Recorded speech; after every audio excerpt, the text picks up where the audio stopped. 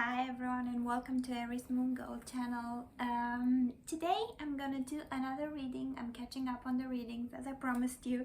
Still having my planets in the 12th house. Let's hope that this inspires me. Today I'm doing a long-awaited chart for Rose. Rose, this is for you. You have been writing me for a while now.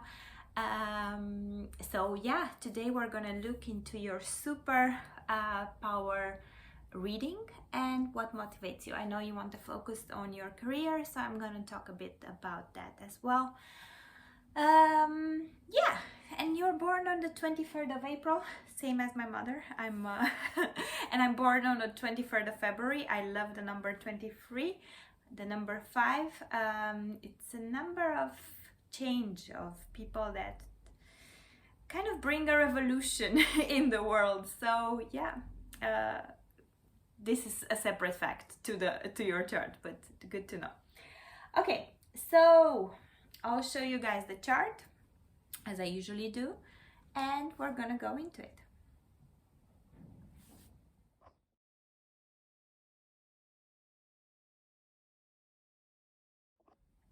Okay, so you had a look at the chart. You know, the first thing that I look into is how the chart is distributed and where the focus is placed on that specific chart. So there's the area of self-development, there's the area that has to do with development of your surroundings, then there's the area that has to do with the relationship development, and the area that has to do with society and spirituality on the big chart. And for you, Rose, your focus is on the area that has to do with others, has to do with developing relationships, has to do with working together with others, developing intimacy, understanding others, partnerships. Yeah, your whole chart has a lot of this mixture of discovering yourself through the interactions with others. So your sun is in the 7th house, your your south node, which means your past life connections, past life inheritance, is in the 7th house. So the house of partnerships, the house of the others, the house of relating to others, the house of business, also of contracts also. Mars is also there, and then the other houses which have to do with relationships. So we're looking at the 8th house that has to do with intimacy. There you have Mercury, and then in the 9th house that has to do with spirituality, with the relationship with God, with the relationship with higher power, higher institutions, higher learning in general. There you have your moon and your Venus. So I would say from this chart that one big emphasis in your life has to do with discovering who you truly are, but at the same time discovering this through others, discovering this through how you relate to others. And we'll go into this towards the end when we're talking about the North Node and South Node. North Node is where we're heading towards. South Node is what we're good at, what we come from another life with. So you have your sun in the same house with the South Node in the 7th house, the house of partnerships, the house of others. But this is what you already know, this is what you come with, this is what comes easy for you. And in this lifetime, you need to move towards the 1st house, your own personality, acknowledging your own power, acknowledging your own self. And this is the harder part because you don't have so many planets to support that. So anytime you're trying to discover yourself, you have to discover yourself through looking in the mirror of the interactions with others. So for example, I have a lot of planets in my 1st house. Sometimes I find it hard to see the perspective of others of me because I'm so much looking at my own perspective in that. Sometimes for you it might be that you get lost in the other's perspective of you, and it's hard for you to define who you truly are without them reflecting it back to you. But definitely in this lifetime, one of the emphasis is to try to look at it for yourself and discover who you are also outside of this. Trying to find it within yourself, but at the same time, don't take it too hard. This fact that you're good at relationships, that you're good at relating to others, that you're good at partnership, that you're good at seeing the other side of the coin and giving and receiving, at keeping the balance. People that have a 7th house or Libras or so, look so much at the process, look so much at the exchange. How can we make the exchange good? How can we make the back and forth good? How can it make it productive and balanced for both of us? How can we, how can we maintain the relationship in the middle? So I think it's very important to have these skills, and you're probably a very good negotiator, a very good communicator, a person that is very good at mediating for yourself and other people, like seeing both sides of the coin. I don't know, even a lawyer would be good with this placement. So definitely use that, use your leverage, use your negotiation skills, use everything, but don't get lost in it. Try to still see who you are outside of the communication process with others. Okay, so the second placement we're looking at is the Sun, and the Sun, as I said, is in the 7th house, and it's in Taurus. So we discussed about the 7th house and what it means. It usually is ruled by Libra and Venus. So Venus in terms of beauty, but in this case in terms of partnership. So it's the house of partnership, is the house of relationships, as I said before. And in Taurus, which is also ruled by Venus. So someone with this placement loves harmony, loves beauty, loves being in balance, loves being in harmonious relationships, loves surrounding itself with beauty, loves creating beauty, loves peaceful atmosphere and peaceful exchanges with the others. It can be a people's pleaser as well. Although, be careful, you have also Mars there. Mars is in Aries though, and it makes a loose conjunction with the Sun. Mars in Aries influences that Sun in Taurus. So the Sun in Taurus is peace and harmony and beauty, and especially in the 7th house. And then comes Mars in Aries. I have Mars in Aries as well, but Mars in Aries is pretty aggressive. It's pretty, I want this, I'm gonna get this. And someone that has Mars conjunct with the Sun is a go-getter. So regardless of how sweet you might come across, or how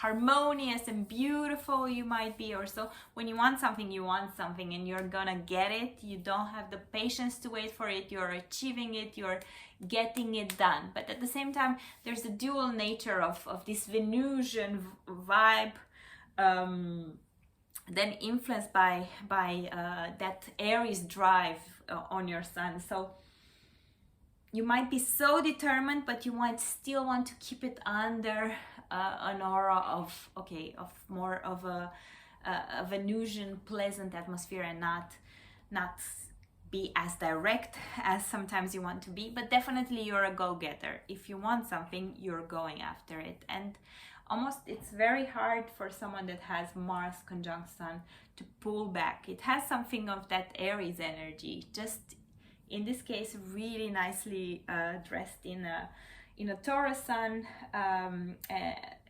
on the 7th house. So you might be really stubborn also with the Taurus element and Aries elements, but also because it's the 7th house, you might be really stubborn and know your way and know what you want, but you need to be polite, and you need to relate. So you might suppress some of that wish, or some of those wishes of yours. So it might be a bit of, you might be so much more driven, but trying to nicely ask for it in some way. So yeah, that could be it. Definitely, again, someone with this placement I see you doing something with beauty. I think that would be a good placement of you for you. I see you doing something with business, like I said, or I don't know, being in legal,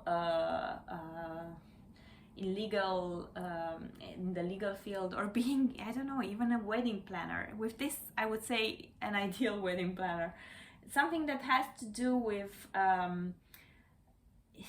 with the relationship part, with the partnership part, because it's the seventh house. And then if you add the beauty and the drivenness, I don't know, I even see a lovely a lovely wedding planning company, or a flower shop, or a makeup, or you know, like anything that combines these elements, that combines the drive for success with that communicating with others and creating beauty. So yeah, that's one field that you could be focusing on.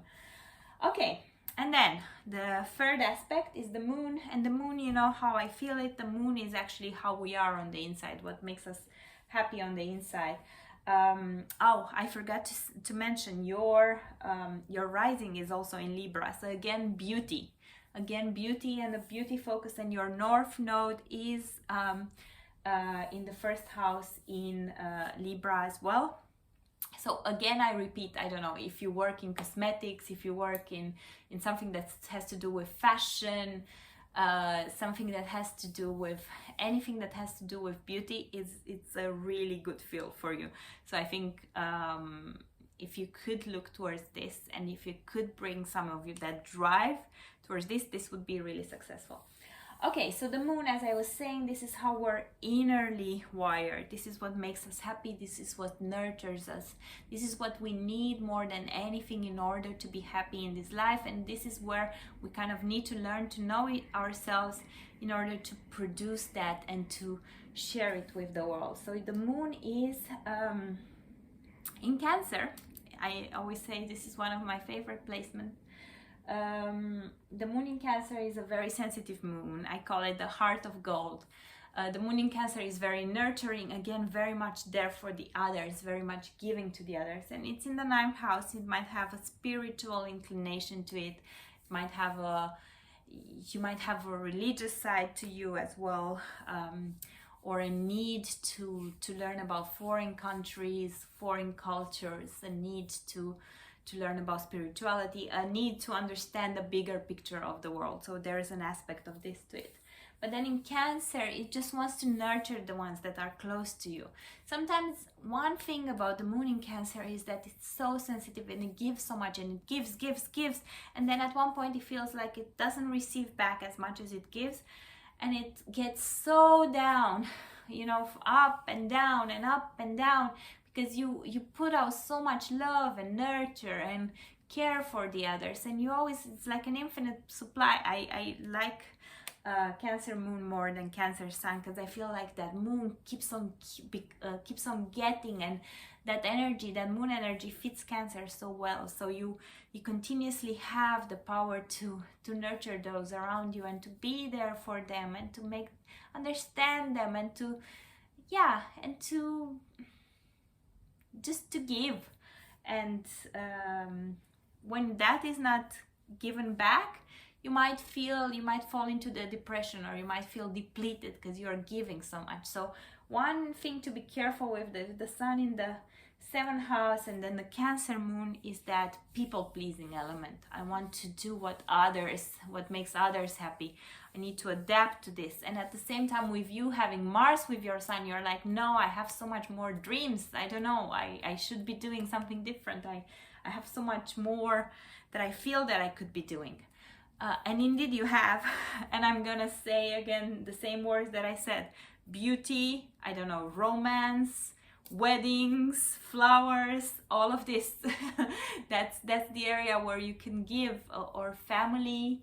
The Cancer moon also has a very strong emphasis on those that are close to you, and nurturing for them, and I don't know, feeding those around you, and just being there emotionally. So it's a different type of beauty, it's the emotional beauty. So Definitely be careful with these placements about the people-pleasing element and doing what others ask of you, what others want of you, and kind of suppressing that drive of yours, or suppressing the needs that you might have as a Cancer moon to receive back, or the needs to be taken care of, or the needs to be understood, where you understand others, because the 7th house keeps on understanding others, the Cancer moon keeps on giving to others. And if others don't reciprocate that and they are not treating you as well as you're treating them, you might become resentful, you might become depleted and unhappy in anything that you're doing. Okay, 4th element, I mentioned this already, South Node and North Node. South Node past North Node, where we're headed towards. South Node is for you in Aries in the 7th house. It's very complex. So Aries is the planet of individuality. This is again a very good balance. So you have it in you. So you know how to relate to others. You understand this very well. But you have it in you. You have that spirit, okay, I'm greater than. I have this power. I have this individual power. I am great on my own. And I have my own ideas, my own individual personality, my own authentic self that I want to let out there. But it's in the 7th house. So then the North Node is in the 1st house in Libra. So Libra wants to accommodate others, of course. So the North Node wants to still stay accommodating, but it wants to affirm itself in this world. And this time you're not affirming yourself the Aries way, the head-driven way. You're affirming yourself exactly through that diplomatic, beautiful Libra way. So it's a back and forth. It's a good mix, because the two signs represent the 1st and the 7th house, and they are just turned around. So you kind of get both worlds, but definitely you need to keep your diplomacy. You need to keep your understanding of harmony. You need to keep your understanding of beauty, but to use it to prove yourself as a personality, to prove yourself out in the world. Also, anything that you do with the physical body, Beyonce has, for example, North Node in the 1st house in creates beauty and all of this, but also the physicality of it. So the physical body is really important with the 1st house. So focus on that. Focus on beauty. Again, I'm mentioning things like makeup, maybe even I don't know. Fashion could be a thing also here, but more like really focusing on using those pleasant attributes of the 1st house and achieving your true self through them. Okay, and the last one is Venus and Mars. And Venus, 1 second, the computer turned off.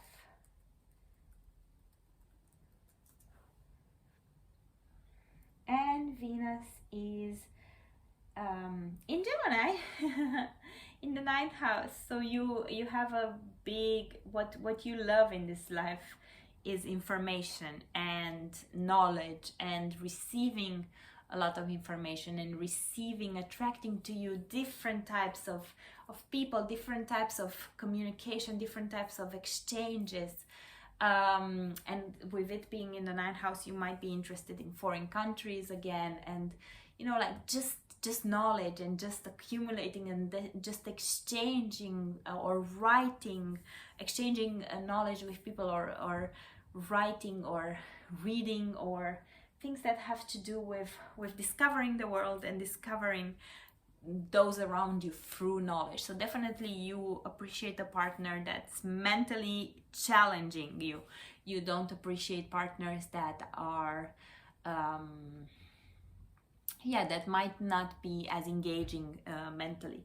Again, with your chart being ruled though by Venus, we need to look at this also. So when I'm telling you that you could do something Taurus related or Libra related or 7th house, then we look at where Venus is, and then we see it's in Gemini and it's in the 9th house. So this kind of means that not only beauty physically, but you could do something with writing, you could do something with really literal skills, or negotiating skills, or skills that have to do with communication a lot, and travel, foreign travel, And yeah, and learning a lot through this. So it might be also that you're a good negotiator as well, as I mentioned before, even more emphasized, but also that, yeah, that you could just be very good in writing as well, or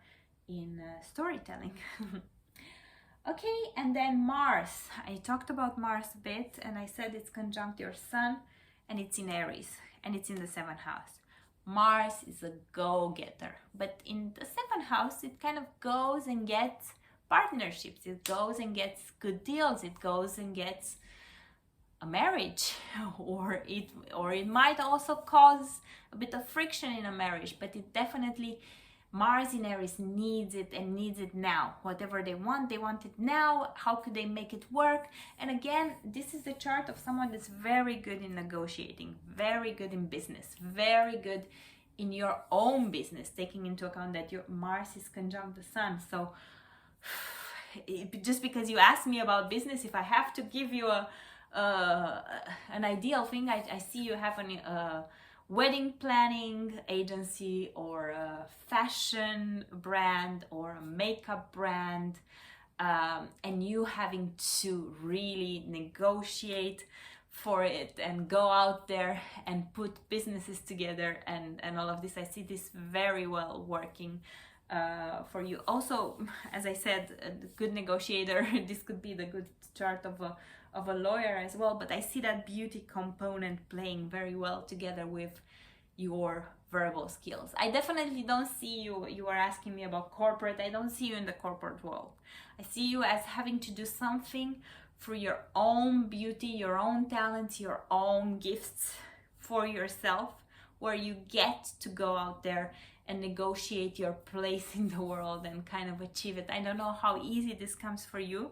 Also, I see maybe a very productive marriage. I see you, I don't know, having a very productive, wealthy marriage.